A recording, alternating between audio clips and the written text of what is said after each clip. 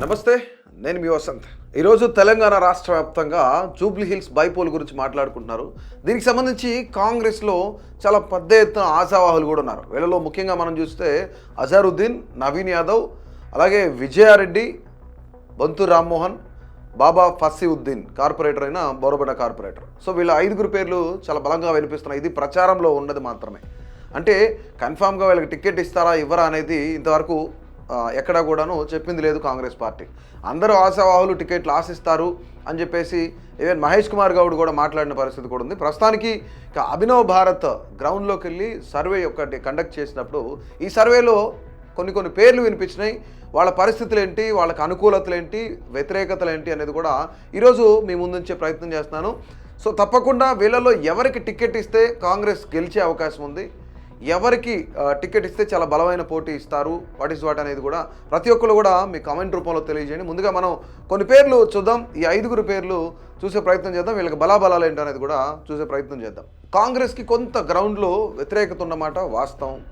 ఎందుకు ఉందంటే కాంగ్రెస్ ఇచ్చిన 6 గ్యారంటీలు ఏవైతున్నాయో ఈ 6 గ్యారంటీలను అమలు చేయడంలో కాంగ్రెస్ పార్టీ కొంతమేర విఫలమైంది అని చెప్పేసి గ్రౌండ్లో మాట్లాడుకుంటున్న పరిస్థితి. అంటే ఇది కేవలం మా ఛానల్ చెప్పేదో నేను చెప్పేదో కాదు, ఇది గ్రౌండ్ లెవెల్లో రియాలిటీ అనమాట. అంటే 200 యూనిట్ల కరెంట్, ఉచిత కరెంట్ ఏదైతుందో దాని విషయంలో కానీ, 500 రూపాయలకి గ్యాస్ సిలిండర్ ఇస్తానన్న విషయం కానీ, ఇక వీళ్ళు ఏదైతే జాబ్స్ ఇస్తానన్న విషయంలో కానీ, యువ వికాసానికి సంబంధించి, లేదంటే ఇందిరమ్మ ఇండ్ల గురించి, వీటన్నిటికి సంబంధించి చాలా ఇబ్బందులు పడుతున్న పరిస్థితి ప్రజలు. అయితే మహిళలకు 2500 ఇస్తానని ఇవ్వలేదు, కాంగ్రెస్ పార్టీ మోసం చేసింది అంటూ కూడా కొంతమంది మాట్లాడుకుంటున్న పరిస్థితి.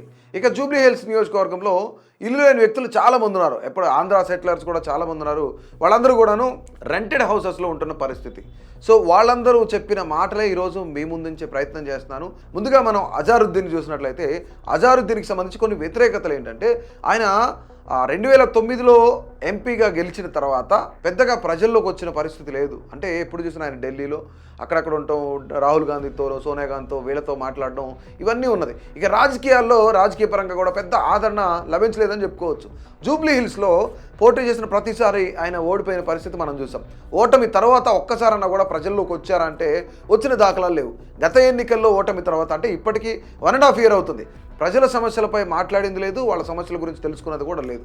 ఇక నియోజకవర్గంలో మైనారిటీ ఓట్ బ్యాంక్ చాలా ఎక్కువగా ఉంది. అంటే జూబ్లీ హిల్స్ నియోజకవర్గంలో దాదాపుగా 4 లక్షల ఓటర్లు ఉంటే 4 లక్షల్లో కూడాను 42% ఓట్ బ్యాంకు మైనారిటీలకు ఉంది. వీళ్ళ తర్వాత చాలా పెద్ద ఎత్తున క్రిస్టియన్ ఓట్ బ్యాంక్ కూడా ఉంది.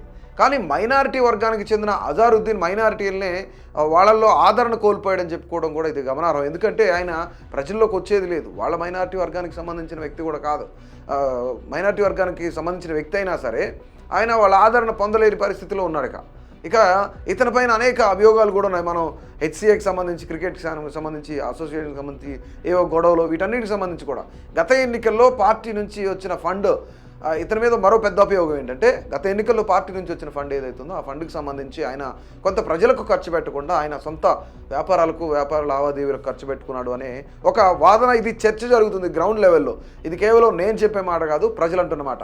తన సొంత వ్యాపార అవసరాలకు వాడుకున్నారు అని చెప్పేసి అంటున్న పరిస్థితి. ఇక మిగిలిన సామాజిక వర్గాలు వారిని కలుపుకునే వ్యక్తి కూడా కాకపోవడం కూడా ఆయనకి ఇదొక నెగిటివ్ అనుకోవచ్చు. ఎందుకంటే ఇతర సామాజిక వర్గాలు కూడా ఇతర పట్ల ఆసక్తి చూపడం లేదు అసలు. కొన్ని విషయాలు మనం చూస్తే ఈయన కలిసి వచ్చే అంశాలు ఏమైనా ఉన్నాయంటే టికెట్ సాధించుకోవడంలో ఢిల్లీ పెద్దల నుంచి లాబింగ్ చేయించుకునగలిగే సత్తా ఉంది. లాబింగ్ చేసుకుని టికెట్ తెచ్చుకోగలుగుతాడు. రాహుల్ గాంధీ ఎక్కువ విశ్వాసం చూపించే వ్యక్తుల్లో ఇతను కూడా ఒకరు. సో మొత్తానికి కూడాను మైనారిటీ ఓట్ బ్యాంక్ని ప్రభావితం చేయగలిగితే గెలుపు అవకాశాలు ఉండే ఛాన్సెస్ ఉన్నాయి ఒకవేళ. ఎందుకంటే 42%, నియర్లీ 1,40,000 పైన ఓట్ బ్యాంక్ ఉంది మైనారిటీలది. సో వాళ్ళని ఏమన్నా మౌల్డ్ చేయగలిగితే ఇట్స్ ఎ ఛాన్స్. ఎందుకంటే కాంగ్రెస్ ఇటు అధికారంలో కూడా ఉంది కాబట్టి ఇక ప్రజలు ఏమన్నా అధికార పార్టీ వైపు మొగ్గు చూపితే తప్ప ఇతనికి టికెట్ ఇస్తే కొంత కష్టమే అన్నట్లు ప్రజలు చెప్తున్న మాట. ఇక రెండో వ్యక్తి రేసులో నవీన్ యాదవ్, ఈయన చిన్న శ్రీశైలం యాదవ్ కుమారుడు. సో గతంలో నుంచి కూడా దాదాపుగా ఆయన మన 2012 అంటే 14-15 ఏళ్ల నుంచి కూడాను రాజకీయాల్లో ప్రత్యక్షంగా రాజకీయాల్లో ఉన్నారు.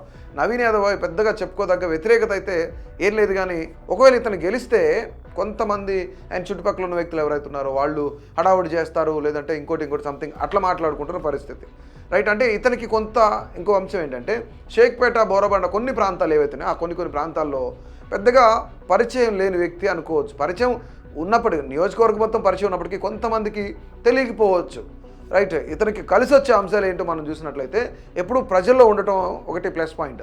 ఎవరైనా సాయం కావాలని అడిగితే వెంటనే ఇమీడియట్గా రియాక్ట్ అవ్వడం, దాన్ని పరిష్కరించడం కూడా నవీన్ యాదవ్ ప్రజల్లో మంచి పేరు తెచ్చిపెట్టింది అనుకోవచ్చు. యూసఫ్ గూడ, రహమత్ నగరు, కార్మిక నగరు, ఎర్రగడ్డ బస్తీలలో మంచి ప్రజాదరణ ఉంది. నవీన్ యాదవ్ తండ్రి చిన్నశ్రీశైలం యాదవ్ ఎవరైతే ఉన్నారో ఆయన అనుచరులు, అతని అభిమానులు కూడా వాళ్ళంతా కూడా కలిసి వచ్చే అవకాశం ఉంది. ఇక ముస్లిం ఓటర్లలో సైతం నవీన్ యాదవ్ కావాలి అని అంటాం, ఆయనకు టికెట్ ఇస్తే గెలిచే అవకాశం ఉంది అని చెప్పడం కూడా కొంత ఇది ఆశాజనకంగా ఉంది. అతను కీ ఫ్యాక్టర్ అని కూడా చెప్పుకోవచ్చు. ఇక పోటీ చేసిన 2 సార్లు ఓటమి చవి చూశాడు కాబట్టి ఇతనిపై కొంత సానుభూతి అనేది కొంత ఇంపాక్ట్ చూపిస్తుంది. ఈసారి కాంగ్రెస్ టికెట్ ఇస్తే గెలుపు అవకాశాలు సమృద్ధిగా ఉన్న వ్యక్తి అని మాత్రం ఒక అంచనాకి రావచ్చు నవీన్ యాదవ్ అని చెప్పుకోవచ్చు. ఇక ప్రజలు నవీన్ యాదవ్ లాంటి యంగ్ లీడర్ను కూడా కోరుకుంటున్నారు. ఎందుకంటే మైనారిటీలు సైతం ఇతని పేరు చెప్తున్నారు. గతంలో ఎంఐఎం నుంచి పోటీ చేసి ఉన్న ఎక్స్పీరియన్స్ ఉంది, ఒంటరిగా పోటీ చేసిన ఎక్స్పీరియన్స్ కూడా ఉంది.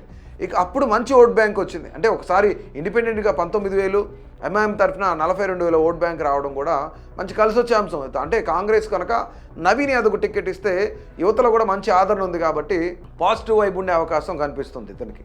ఇక బాబా ఫసీవుద్దీన్ గురించి మనం చూద్దాం. ఆయన ఎక్స్ డిప్యూటీ మేయర్.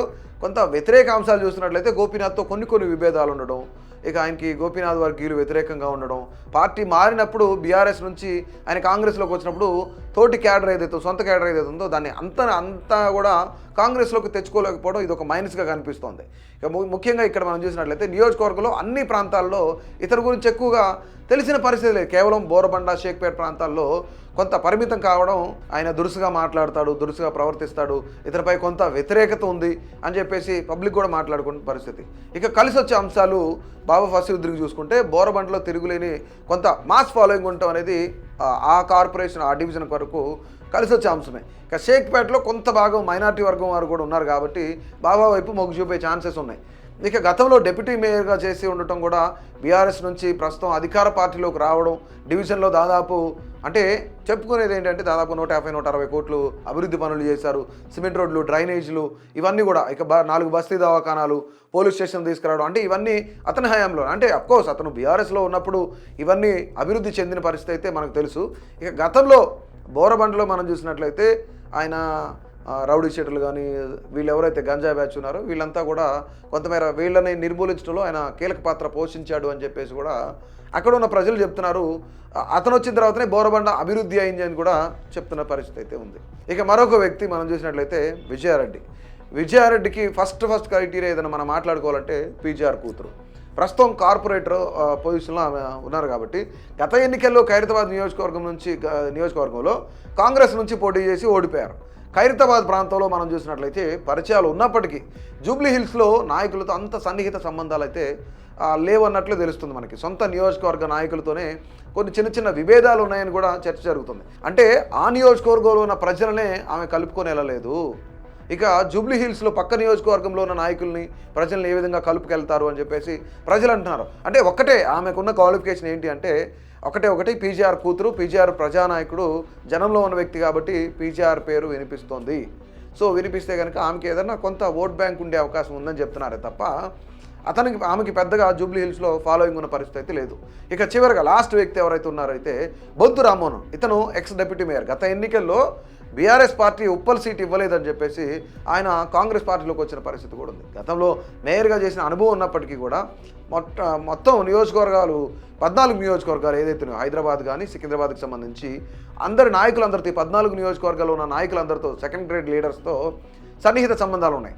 అంటే ప్రజలతో డైరెక్ట్గా మమేకం అవ్వకపోవడం ఇది ఇబ్బంది అని చెప్పుకోవచ్చు. ఇంతకాలం ఆయనను ప్రజలు గుర్తుపెట్టుకుంటారా అనేది కూడా ఇక్కడ క్వశ్చన్ మార్క్. ఎందుకంటే ఆయన గతంలో ఎప్పుడో మేయర్, బట్ ఇప్పుడు యాక్షన్లో లేడు, ప్రజల్లో తిరుగుతున్న పరిస్థితి లేదు కాబట్టి సడన్గా వచ్చి నన్ను గెలిపించండి అంటే ప్రజలు గెలిపిస్తారనేది ఖచ్చితంగా చెప్పలేము మనం. ఎందుకంటే నూతనంగా వచ్చిన ఓట్లు, కొత్త ఓటర్లు ఎవరైతే ఉన్నారో వాళ్ళందరికీ ఆయన తెలిసి ఉండకపోవచ్చు. ఇప్పుడు రీసెంట్గా 18 ఏళ్ళు, 20 ఏళ్ళు, 22 ఏళ్ళు వచ్చిన వ్యక్తికి బొంతు రామ్మోహన్ అనే వ్యక్తి, ఎక్స్ మేయర్ అయి ఉన్న వ్యక్తి, అతను తెలిసి ఉండే ఛాన్స్ లేదు. ఎందుకంటే అతను పబ్లిక్లో తిరగట్లేదు కాబట్టి, టికెట్ ఇవ్వలేదు కాబట్టి పక్కన కూర్చున్నారు. గతంలో ఆయన మేయర్గా చేసినప్పుడు కొంత ప్రజలతో మమేకమయ్యే ఛాన్సెస్ ఉండి ఉండవచ్చు. దాని తర్వాత ఆయన ఉప్పల్ టికెట్ ఇవ్వలేదని, ఆ తర్వాత సికింద్రాబాద్ నుంచి కాంగ్రెస్ అభ్యర్థిగా పోటీ చేస్తారు, ఎంపీ అభ్యర్థిగా పార్లమెంట్కి పోటీ చేస్తారు అనుకున్నారు. కానీ ఈ 1.5 year నుంచి మళ్ళీ ఆయన బయటకు వచ్చిన పరిస్థితి కూడా లేదు. ఆయన యువతను ప్రభావితం చేయలేకపోవచ్చు, ఇప్పుడున్న కొత్త ఓటర్లు ఎవరైతే ఉన్నారో వాళ్ళను కూడా ప్రభావితం చేయలేకపోవచ్చు. సో మొత్తానికి ఓవరాల్గా కాంగ్రెస్ పార్టీ నుంచి ఆశావాహుల జాబితాలో 5 ఉన్నారు. అజారుద్దీన్, నవీన్ యాదవ్, బాబా ఫసీవుద్దీన్, అలాగే విజయారెడ్డి, బొంతు రామ్మోహన్, వీళ్ళ 5 పేర్లు వినిపిస్తున్నాయి. వీళ్ళ 5లో టికెట్ ఎవరికిస్తే గెలిచే అవకాశం ఉంది, ఎవరైతే పక్కాగా ఈ సీట్ని గెలుస్తారు అని మీరు అనుకుంటున్నారో తప్పకుండా వాళ్ళ పేరునైతే ఖచ్చితంగా కామెంట్ చేయండి. గెలుపు అవకాశాలు ఎవరికి ఎక్కువ ఉన్నాయనేది.